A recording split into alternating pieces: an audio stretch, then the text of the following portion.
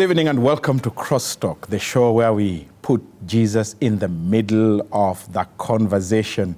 And we want to thank you for your continued support. Today, we want to take cognizance of the fact that we are in a political situation and we now have stopped the conflict, but there is a process that's going on in the background, and we appreciate that process.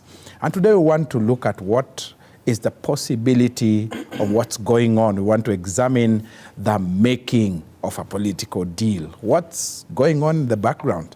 And I have very able guests here today. Senator Sam Poghisio, who also happens to be my teacher. Karibu sana, Senator. Asante sana. Yeah. And we have Maliba Arnold, political analyst, governance expert.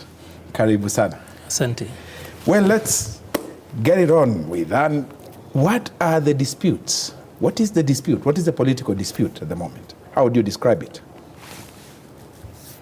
Sam, you can go first. Send it to a political I send it to the governance expert. The governance expert who analyzes those things, you know. Okay. All right. Maliba. You know, ordinarily, every time I come to this show, I have got that struggle between the professional self, the construct that is the education that has informed what I do, yes, and then the faith that I practice. Sometimes it looks like the tools might not be the same. So yes, when you ask what are the conflicts, then I want to go back to the oldest way of looking at things. And probably the question should have been, what is the truth? All right. Wow. Because then we actually find what the problem is. Because we are talking about a conflict. And when you started, you spoke about putting Jesus in the middle of the conversation. Yes. Yet you know that what informs a lot of the national psyche, the national thinking, the framing of how we do things is not a Christian worldview. It's actually largely what I would call a naturalist worldview. And therefore, then when you say you're putting Jesus in the middle, remember a naturalist worldview then says that we have excluded the middle, the law of the excluded middle. We only have got either left or right. There is no moderate. Yeah, but now when we're talking about, that's why you hear words like mediation, you hear words about communication. Yes. So then that's why I will start from the word the truth and then move to a very important thing, something called communication. Whatever we have here is a problem of language, whether it is the language of the bureaucracy, the language of politics, the human language one to another, and how we work around this. So we are here now into the meat of what actually is the issue here, is that as a country we've had a little bit of an upheaval where we've seen a section of the political class go to the streets, and there's been push and pull. Of course, all of us by now know the reasons that are being advanced, but it's always important to remind people that, you know, we Christians approach things from quite a very straightforward approach, that all truth is absolute. And therefore, you expect that even the issues that politicians are conversing around, those issues are absolute. But it's important to also let people know that the practice and the craft that is politics, there is the reason, and then the reason behind the reason, and there could be a reason after the reason. And that is why some people are very surprised when after the fighting, or rather after the push and pull, the issues that end up on the table do not necessarily look like what... The ones that took people to the street. to the street. And it's common that politicians are going to campaign in poetry and, of course, govern in prose. So you find that difference around there. So, of course, we are here as a nation. And I think what is more important is that we need to speak to harmony so that then the government in place is able to administer state. And number two, that as a people, we can then continue with our lives peacefully, be able to take on whatever we do for a living. The children that we're bringing up are able to grow up and then become people and have a republic at the end of the day and have a nation. But you help us to understand. Is this why we think politicians lie to us? Because, I mean, he has said a lot of things that are profound in the craft of politics. So what is the dispute? By the way, the genius of this show is the center. Yes. That's what differentiates this show from other shows, the center. You said putting Christ, Jesus, at the center. At the center. And there are very few people who will disagree with that. All religions worldwide will accept that. They will accept Jesus at the center. They may call you whatever name, but when you mention Jesus, it calms everything else and brings a level. When we do the National Prayer Breakfast, especially, and we bring everybody to think about Jesus at the center, everybody, the Muslims agree. Say it's Jesus. So we the Christians agree, and so we come to a place where we say, that is where the politics of this country, that's what they require. If it were possible that they would accept a middle and invoke, that's why I keep wondering why when they say 5 on this side, 5 on this side, or 10 on this side, 10 on this side, there's nobody in the middle. How will you reach any agreement? There's nobody in the middle. So you would wish that they can bring that Jesus or Christ in the middle. In the middle, yes. But come to think of it, I've been a politician for most of my life, so I understand. And I kept saying to Kenyans, when you're electing a president, you're electing no stranger at all. Just need to play the records. We know each other very well. But we actually know who should not, who should be. But we end up electing them anyway. Yeah. It's the same thing. Your MP, your MCA, the same thing. So the biggest crisis, apart from mediation, definitely is communication. Communication, as you know it, is creating understanding, arriving at the same meaning. That's where we fail. We can never come to the same meaning of the same thing. When you have removed qualifications from politicians, nobody has the requisite education. Okay? It's not required. And then you put them at the front of everything to guide your economy, to guide your governance, to guide everything. And yet you pull out all qualifications from them. You say, anybody who walks in the village can become the president of this country, can become the MP of this country. So we need to move in the direction that, in spite of us, that Jesus intervenes. So you're saying we have no filter, really? No, I mean, in spite of us, he, with this grace and mercy, he then comes in and intervenes.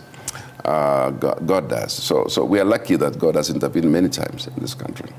The issues about our politics is that we create a crisis and try to solve it. And it should be someone else who is going to solve the crisis for us. But the same us who created the crisis want to sit over they it. want to, I mean, it's amazing. That is where politics is different from any other situation in this country. The other thing, of course, is we take advantage of a people, a population that just says, do I have bread on my table? Yeah? Okay.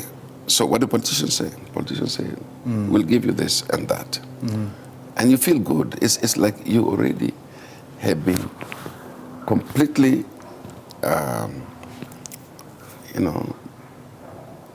colonized, literally. I'll give you this food, I'll give you this fertilizer, I'll give you this. Then you keep quiet. That's all you need, right? The politicians go ahead and do things which they promised many years ago and have not done up to now. So we have a situation where we say, well, how do we sanitize our politics in this country? Is politics universal? Is it the same thing everywhere? Where are we learning this from? Where did we pick this habit from? Where did we come from? Anyway, those are some of the things that very interesting. I leave to analysts. To analysts too. Okay, here's what I'm hearing. I'm hearing that politics is a craft, and there's a way that truth evolves. It is not absolute. It is relative. All right? At what point does it change? And what determines that change? before we delve into the issues really, you know, at what point does what is true become politically correct or incorrect for that matter? Because we find people in one electoral cycle saying one thing and supporting one person. Towards the end of that political cycle, they change tune. How is this tune changed, determined? Maliba, help us. First of all, that's why I actually said, talking about where we are, we need to go back to the very basics that make us human. You know, we human beings are, I have said this, of course, this is a Christian setting, but it's important to actually say that what sets us apart from other animals is storytelling. That we, an anthropologist would say that we human beings are storytelling animals. That you are never going to find a zebra that travels from Masai Mara to go and give a speech in Savo West. We humans do, we are here. What we are doing here is storytelling. And he spoke about communication. So creating understanding and then knowledge. So you speak and ask about what really is the truth around this. And I spoke about Christianity, putting it forth that truth for Christianity in the Christian worldview is absolute and universal. But in the practice, in the craft that is politics, it borrows from, remember what we try to put together is a mishmash of so many theories and understandings and beliefs and everything else. So within Christianity, the source of the truth is God. For us as a people, and therefore, when you are looking at a Christian worldview, the source of the truth is God, and the truth is universal and absolute.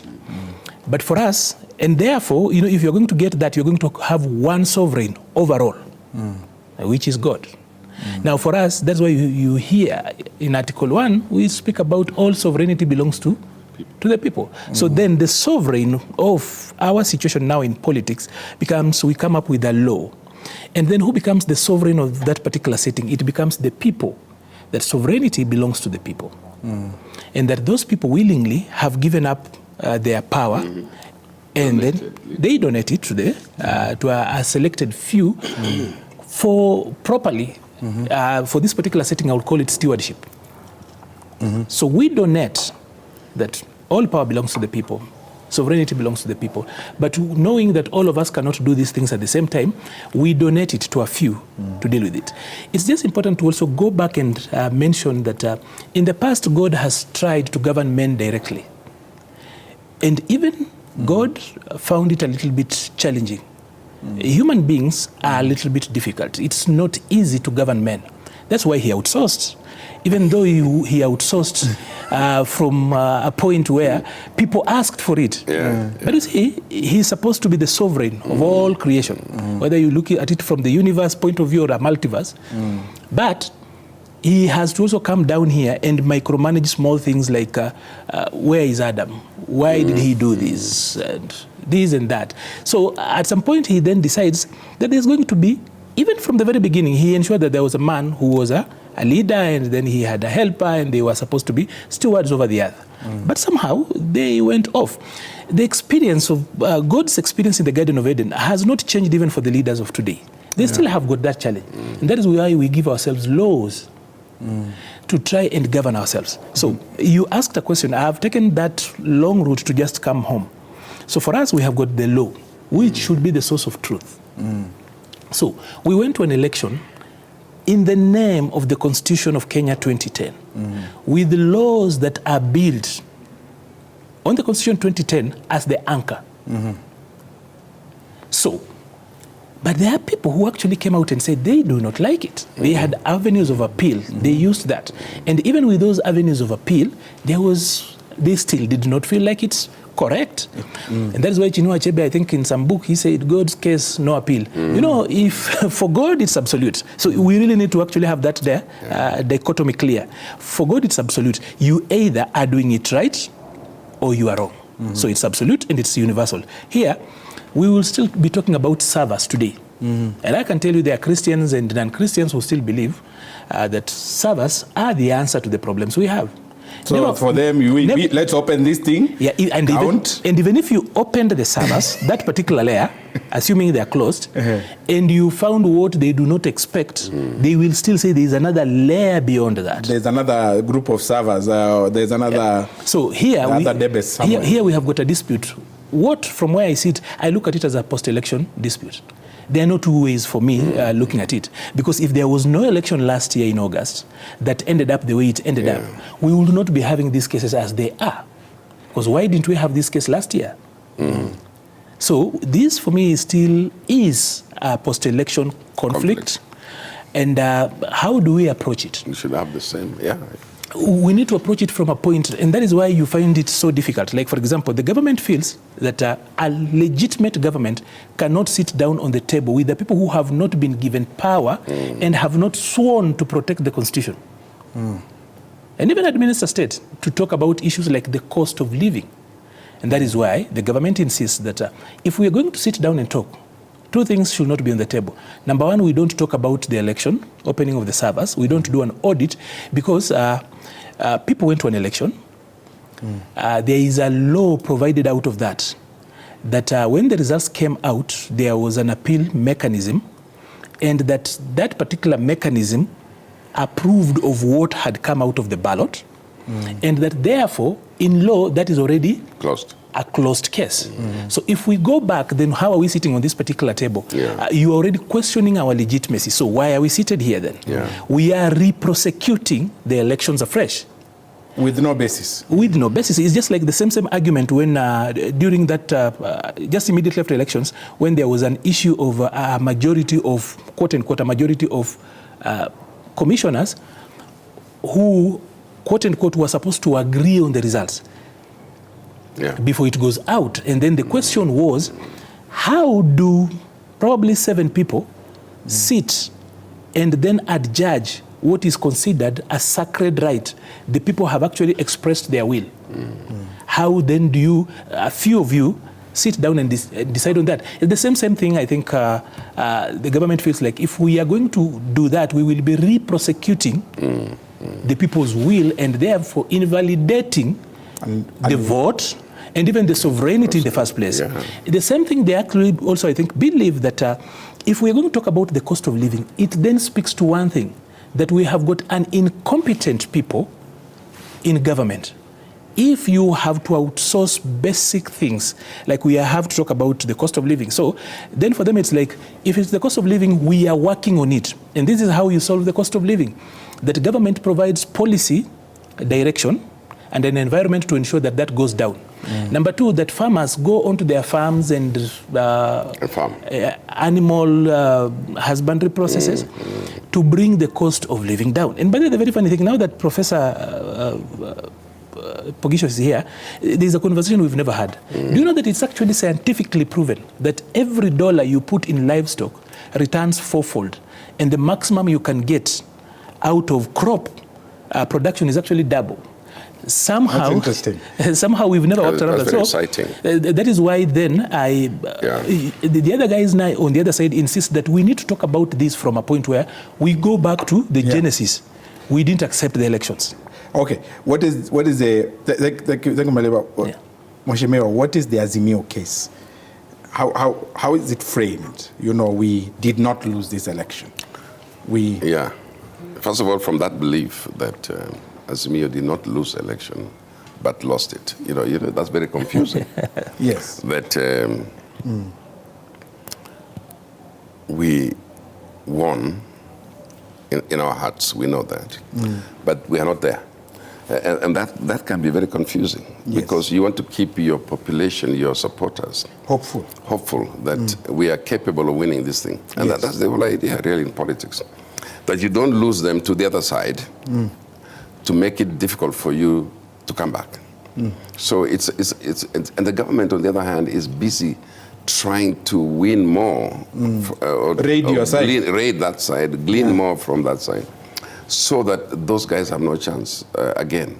So it's going to be a very difficult situation. Now the government has the power, the muscle, the money, and you can see how MPs are behaving now. You know, you go once, you're invited to that place wherever they're invited. Mombasa. You come back confused. You and you vote and you don't know which in side, some way. You don't know which side you belong to. And you feel okay that you actually were elected on this ticket, but now you're behaving like you belong to the other ticket. And there's nothing as bad as that. That's very, very difficult for a person. If you have a little faith in what you did, the cost of making you an MP belonged to the other party. And suddenly you're now enjoying the fruits of another party. The other party. And that's what's confusing. That's what politicians are all about. In this country, apart from one or two parties, the party that clinches the presidency is a party which is less than 5 years old. It's amazing. Only in Kenya. Only in Kenya. It's only in Kenya. So in other places, in other democracies, that's why we don't know whether we have a real democracy in this country or not. Because how do you make a party which is created today becomes the ruling party? And so we are a genius by ourselves. We have this genius. Yeah. But the case that Azimir has is that, first of all, this is an illegitimate government, but we want to talk to them, okay? Number two, that you're actually raiding our party. And you must agree to give us our rightful place. So in a way, it's very confusing, by the way, because you have a situation where you're saying, let's create the office of the official opposition. While we are still claiming that we didn't lose. So you know, we won this thing. So it's amazing. So I'm going to take us to a break. let me take a, when we come back, I will come back to you, Mheshimiwa. You tell us more about the Azimir case as we begin to get into what is actually going to happen in this conversation. Viewers, you're watching Crosstalk, and please don't go away. We are taking a short break. We'll be right back. Tomorrow on Behind the Scenes. Faith is something that you believe and never have seen. Yes. Right? Yes. But listening to a good Bible study makes you not only faith, but to be sure about the Word of God. Yes, and that can only grow when at least you dedicate and you commit yourself to doing or to walk that walk of faith. What family media have done, or the Lord have used family media to do, really is impacting greatly in the life of people. That's on Behind the Scenes tomorrow at 8:30 p.m. on Family TV.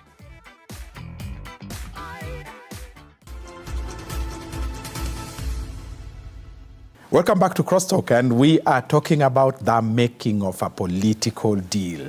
I have two very able guests here, Maliba Arnold, political analyst and governance expert, and Senator Samuel Poghisio, my good friend, my teacher, and also, you know, active in the political scene. When we went to the break, Mheshimiwa, you were telling us the Azimir case.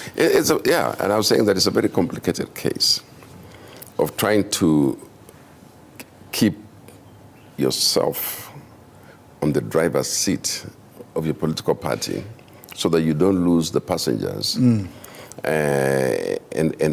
so here in the front, you want to maintain the conductor and everybody else, make them happy, but make sure you don't lose the passengers. And the government is raiding from that bus which you're taking, which is very interesting. And so today we are faced with a situation where it's a contradiction in terms. It's, you know, when I use the word oxymoron, it is a contradiction in terms. It means, you know, it's a contradiction. So we have a situation where the only way a language we understand today is to create a language that this government understands. Okay, what's that and this government made it so difficult for any other language. If you look at what their pronouncements are, okay? We will never allow this, we can't do this, guys, so that you make it so difficult to talk. And so you have to create a situation where your actions talk. So we go into these demonstrations, so that's the language they will understand. Because to talk to them directly, they've already made a decision. They already speak very vulgar things about you. So the only way that you can communicate with people like this is to show them that we have the strength as well. So the demonstrations are there as an expression of a lingua, a language that they will understand. And finally, they did. They got it. They understood it. And so they said, okay, gentlemen, we now hear you. Can you now come to the table? He will tell you, it's a written thing. It is actually in practice of negotiations everywhere. You create the crisis so that you can force a negotiation into a table. And it creates relevance. Yeah, I mean, it's there. He will tell you. Those are the things that they use. Not once. Every country that has had a crisis created that crisis themselves. And now other people see it as a crisis. The president of Tanzania the other day was saying, because of the situation in Kenya, we have more investors coming to Tanzania. We are reaping. We are reaping. We created that situation so that other people can see. Other people who are investors in Kenya will see and say, we don't want that fire to continue. So we send people away. We send people to Kenya to try and solve this issue. So we've sent senators from the US coming in. We've had people from Europe coming in because of their own interests, but we think they're dealing with our interests. So we have a situation where now Obasanjo, outsider, has come to see and says, you guys come together. And we're going into that kind of thing. So we will hope that the real problem will be seen, it will be solved, but give it to politicians. Give it to politicians. They create it to solve it. Okay, let's look at what the conversation is likely to be and the making of a political deal. We are not able to agree on the agenda, number one, okay? At least you see from both sides. One party says this is the agenda, the other says no deal. No deal. So how is this likely to go? In your opinion, gentlemen? First of all, it's important just to mention that there is an exception. Cultures are easy. Psychologists would speak about 21 days rule of a habit. If you do something after 21 days, it becomes a habit. A number of the things that are happening, and then we are not looking at this crisis from a vacuum. It's not isolated. We've been here for quite a while. It's a mountain we've gone around, and a few other people feel that it's important that we break camp and move on. Because I'll just take you back and try to put it as Christian as possible. That in 1997, when former President Moi won his elections, he realized he had a minority in parliament. So what started as a President Moi's political genius of ensuring that he shows up his strength in numbers and legitimizes his presence by opening up a merger, a language that we had not had for about 40 years, because the last time people spoke about a merger in this country very vehemently was during the Kadu and Kanu time. And then we forgot about that. We became a one-party state. So in 1997, Moi starts to think about ways, because the opposition had actually been emboldened, Section 2A, the absolute presidency, the imperial presidency had been walked away with. So what started as a Moi genius to strengthen his governance by bringing in NDP at that particular time has actually over time evolved to become a national culture. We are not willing to look at it from that end. I love to call it in my way. By the way, you love to call me a governance and political analyst, but I am a public policy analyst. We people who do public policy consider ourselves government technician. So from myself, if I look at the diagnostics, is that what started as a Moi trick to ensure that he has got 5 final years of impact, then would show up in 2005, slightly when the Bomas, the material difference between the Bomas draft and the Constitution 2010 is actually very minimal. It's not as significant as it's actually made to be. What was actually at variance were the people on both sides. Even the differences then could actually be harmonized. It was the political disagreement that ensured that the Bomas draft became a cropper. In 2007, we see a situation where, and that is a build-up. What people do not know is that what started in 1997 with Moi and Raila then Then it would happen, I don't know whether he was then, I was slightly younger. Then there was a silent pact called the MOU. That MOU was not honored. And that is how the revolt earns a defeat of the Bomas draft in 2005 during the referendum. And then, of course, it's magnified and it morphs into something else that became the 2007-2018 impasse as we know it.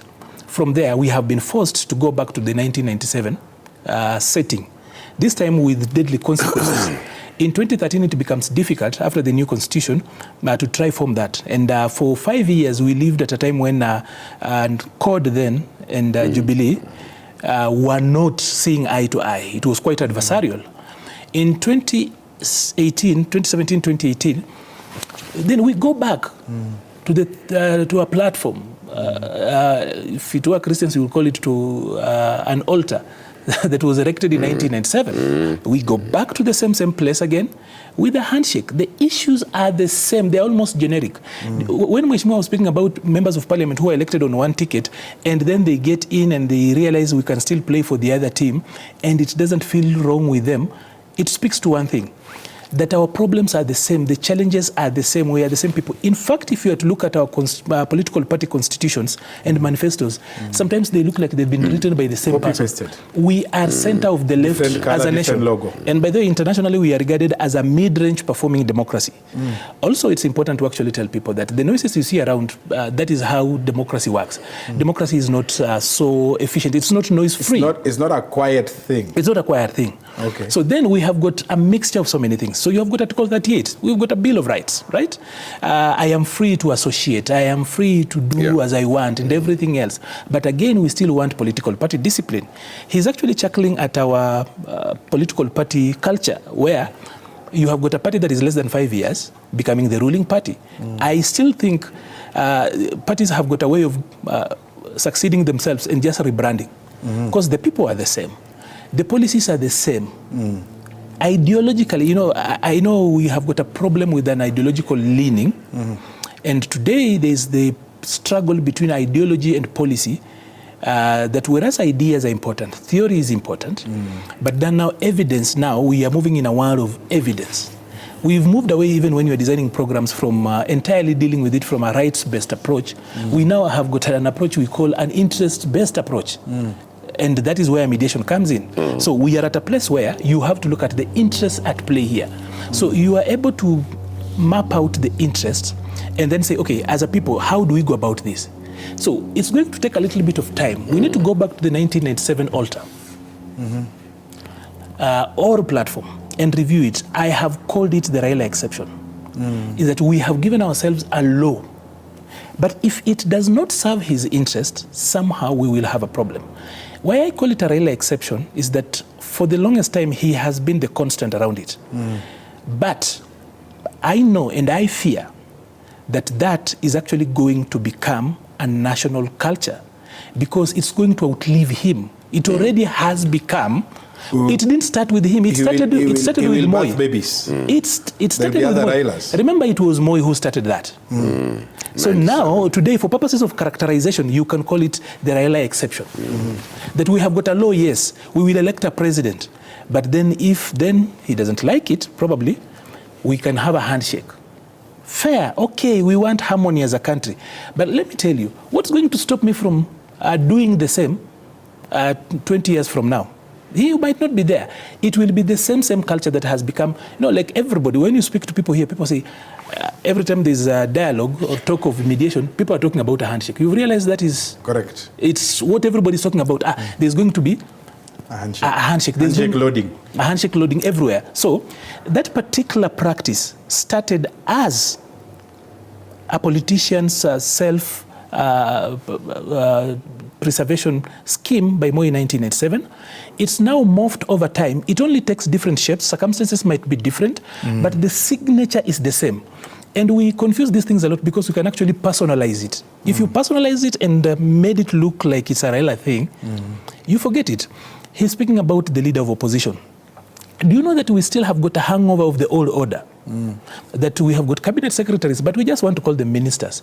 It's stuck. We want the ministers and thing. very soon we'll allow them to be MPs. We have got leader of minority. But it doesn't feel proper because we were used to the official leader of opposition, who is an analog of the president on the other side, so that there is a two-way way of looking at it. So the issues as they are, first of all, is to agree. Did we take care of were the elections free, fair, according to the law? Because again, we will not talk about the truth. What is the truth? The truth becomes a very difficult question to settle. That is why, even as we talk about the jesting Pilate, was it Pilate or Herod? Pilate, I think, who asked, what is the truth? Jesus kept quiet. The truth is in the center. The truth needs to come to the center. The truth needs to be the Jesus we're talking about, the Christ in the center. Look at the players. By the way, political players have no allegiance, literally. Except to interest. They only have interests. The William Ruto, the president, and Raila, at some point were very close. So none of these guys is averse to the other. But temporarily, we have this insanity that comes at the time of elections. So you have a situation where it is not difficult for them to merge, to come back together because of interest. Interests. So some people who are like, I see a lot of people who get worked up right now and say, no, you can't have the meeting, you can't have these two guys talking to each other. No, history tells us these are not young people anymore. William Ruto is not a young man anymore. I mean, this guy is 55, maybe 56. 56. Yes. He's smelling. He's 57. He's smelling 60. He's heading to the level of senior. Yeah. And Raila is not young.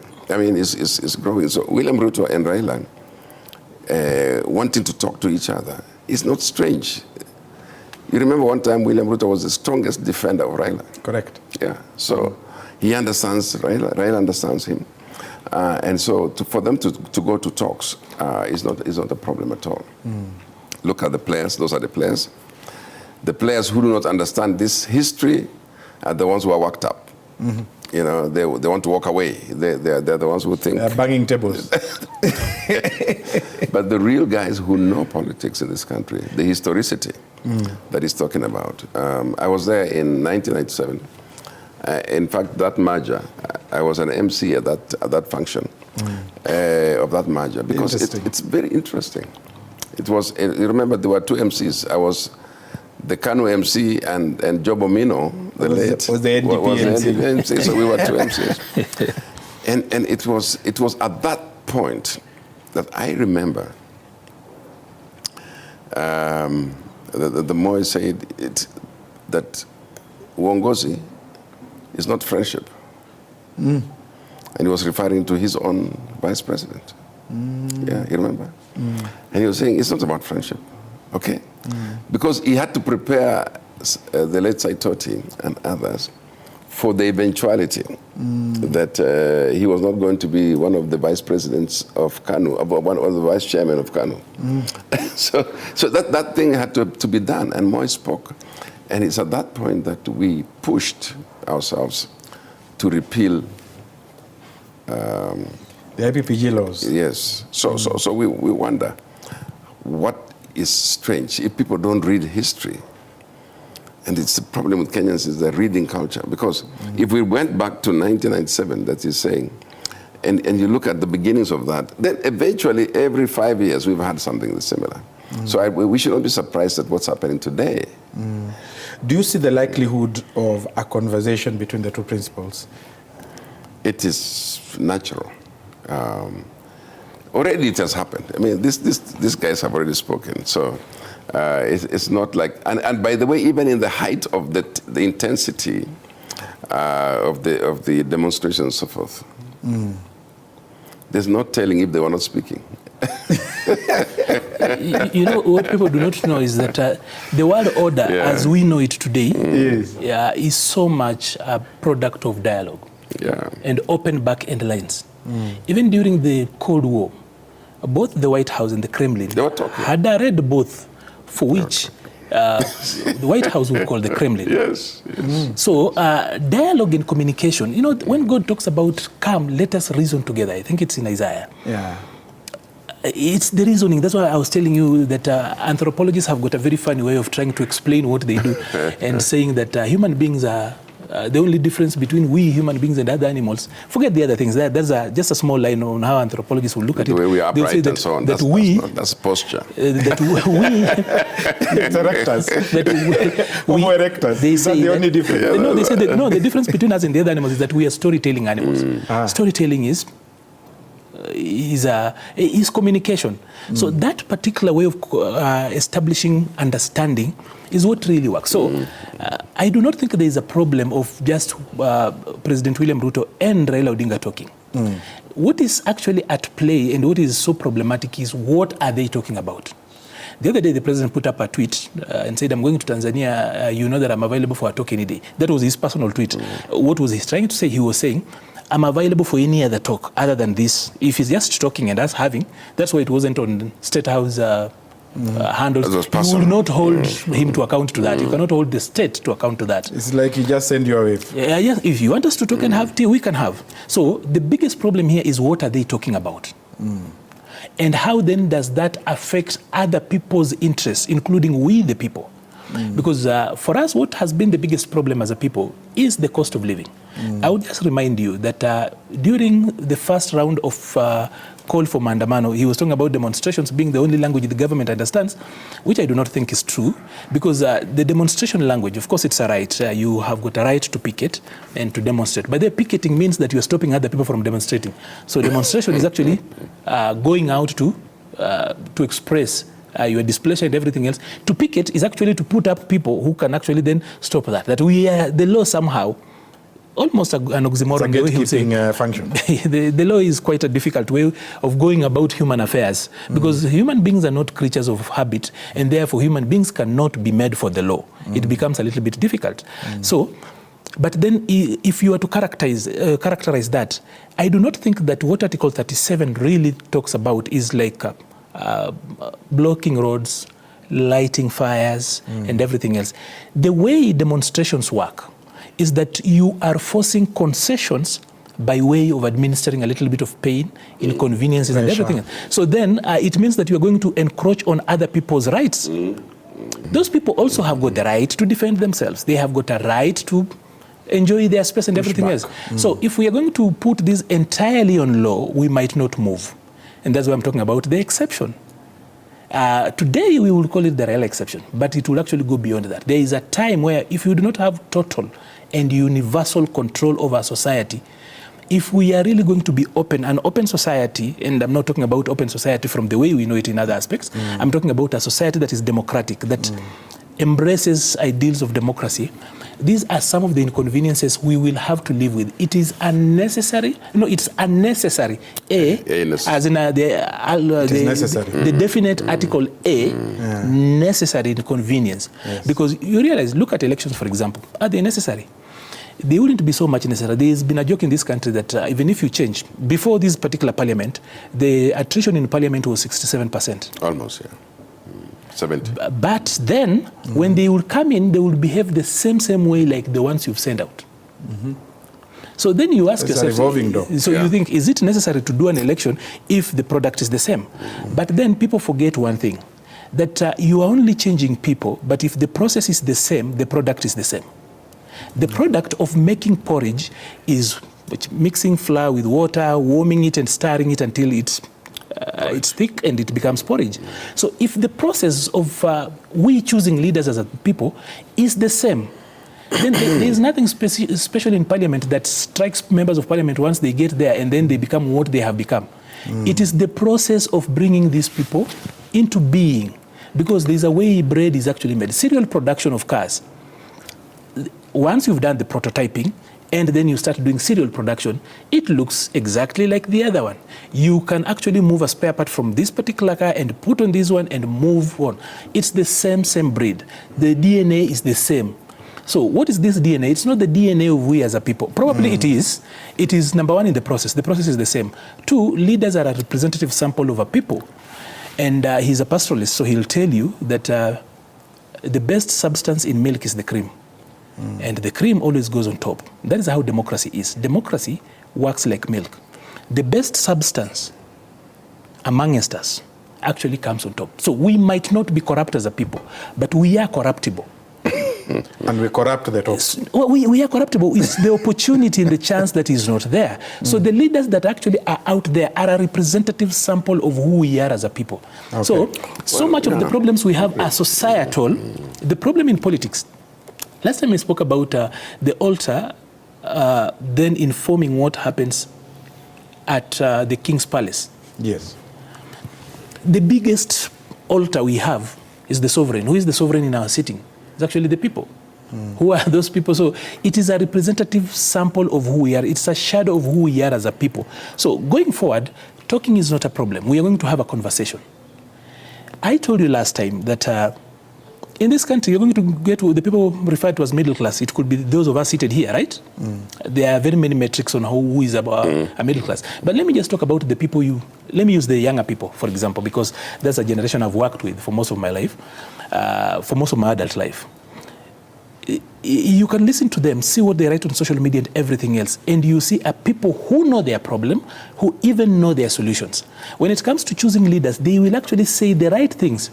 But when they get in the booth, there's normally no difference between how their grandmother in the village, who might never gone to school, votes, and them. There is no difference at all. They vote like their grandmothers in the village, including those that go to church. I'll bring you to another program to talk about voting patterns. Mheshimiwa, take us home.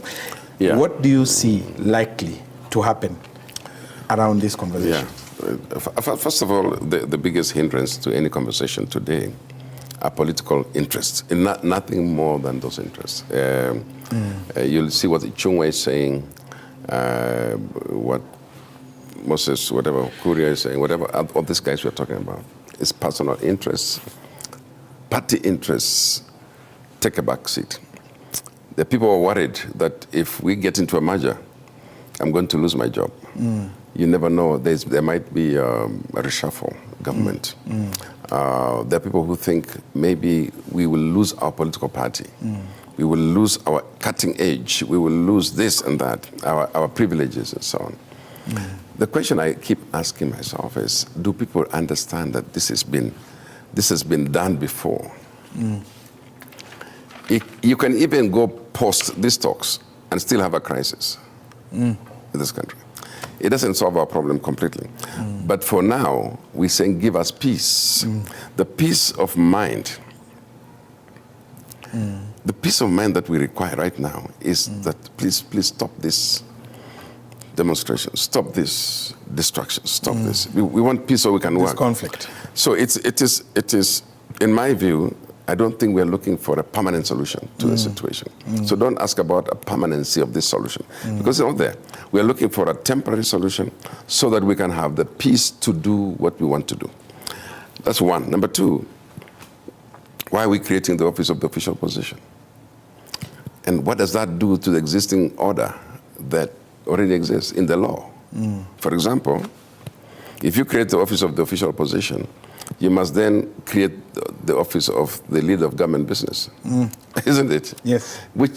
So because the terms have to change. Correct. Because you can't have majority leader and minority and then you suddenly have to have the official position. Yes. And you want to put them all in parliament. It's very difficult. So let's see how that goes. I don't know how that goes. I hope that it does not confuse the lingua and the business and does not take us back to the Constitution. Because every time we do a constitutional amendment or change, people take advantage of that process to change many other things. And we end up diluting or confusing our own Constitution in Kenya. As my friend was talking about, there is a way in which you have to theorize that this country, that this country has been saved by, in my view, the grace of God, this country. We get to the brink and somehow pull back. We get out of it. And it's not very many programs like this where you put a discussion where you bring in the center, Jesus himself. So as I take you home, and this is a discussion, by the way, you can never exhaust. Because what we know today is not what we will know tomorrow. When they start sitting and the agenda is discussed, it will be different. And we will have to come back here and talk about what the agenda is. Because right now, what I've seen is the agenda has been put forward, and some people are saying that's a one-sided agenda. It's not what you agreed on.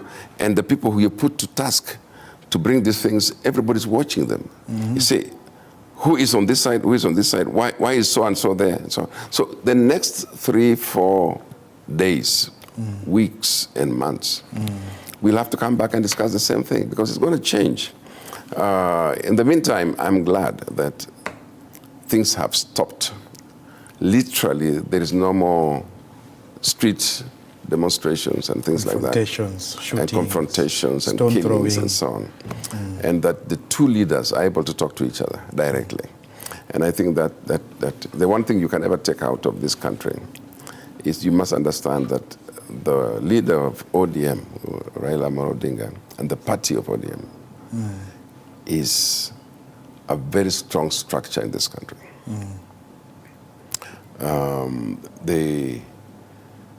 It's one of the oldest parties now that we have, apart from KANU. It's actually becoming, you can basically begin to think of a strong party in this country, an established party in this country. And the leader, you cannot ignore that. So let's hope that between him and William Ruto now, who is beginning to try and form his own party, trying to create a strong party, that they can bring the interests of the country to bear for the next 5 years. And I think that's what we are all praying for. Okay, closing comment. I know my closing comment will be, number one, the four main factors that I think are going to determine this. The factor number one is William Ruto as a person, first of all. It is important to remember that Moi had a merger in his last term.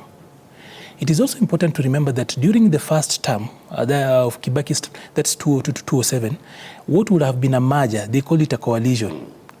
Kibaki resisted it. There are some inherent factors that make it so difficult for a first-term president to work comfortably within a merger setting up. So Kibaki had a proper merger in his last and second term. Uhuru rejected and resisted a merger in the first term. And then he embraced a merger, a coalition, you call it a handshake, in the last term. Now, that's why I was talking about the first factor here is William Ruto. This is his first term. If you were to look at it as a tactician, as a political tactician, it is from where William sits, suicidal to actually have a merger or a coalition, a national accord. They just keep on evolving, but it's the same thing. Whether you call it a national accord, a coalition, a handshake, whatever you're calling it, it's one thing. So for William, that is a factor. How does it look at it? But then we have got the person of Raila Odinga as the second factor. He has at least been given grace over the time to actually be one of the person or be on the side that has actually played role in this. Unfortunately, then the place of age is not on his side. So the people on his side, there are a little bit of people on his side who feel like in the absence of the institution that is Raila Odinga, he just didn't want to call that. He spoke about ODM being an old party that has gone and has come. The person of Raila Odinga is now almost at institutional level. So there are a few people who feel like there would be a challenge if he is out of it. So then they have to try and push it now, because probably it might not. There is actually silently what I call a generational handover already going on. Okay. The millennials have come of age and they are completely now filling and flooding leadership and decision-making spaces. In 2027, the millennials will have come of age, because behind them, of course, are Generation Zers who really actually have really upped their game and their good number. They're increasingly becoming of the age of majority. The other factor here is the agenda. That is number 3. The agenda here, the factor number 3 is the agenda. Yes. On this other side, Raila side feels that talking about elections is important. Talking about where we are going, the cost of living, actually encroaching on the mandate that we call the mandate of government. This other side does not feel. They just want to concern themselves with governing and what I call administering of state. So there's going to be push and pull. Don't worry about who constitutes the team. That is neither here nor there. That is not even a factor.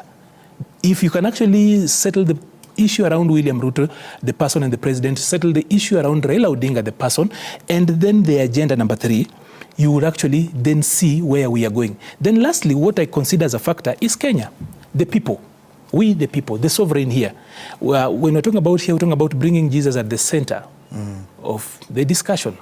But then in this particular mediation, you have to bring people, Enterprise Kenya, at the center of this particular conversation. And it becomes a little bit difficult because what Wanjiku, or center, the center, the dialogue, the sovereign here really wants is not the same with what the political class are asking for. So you will need Kenya to survive as a country over and above this particular moment. And by the way, he has been a minister and he will tell you that whereas it's easy to sound and say like we have had the grace of God, we get to the age and come back. People do not know the work that goes into making that Kenya remains a country. There is so much work, both by ourselves, external forces, and a lot of actors. And even state actors. There's so much work that is done to ensure that Kenya remains what it is. It's not easy to be who we have been for the last about 60 years. So where then do you place Kenya? Where do you place Wanjiku? Because every time then the political actors are going in that order. I've actually done that in that particular order because number one, we are human beings and we are inherently selfish. We being selfish is what actually has forced us to become social beings because we realize that our interests cannot be taken care of with us as individuals because we are feeble. We are some of the most feeble creatures, yet we have actually taken control of the earth. So we have taken control of the earth because we work together.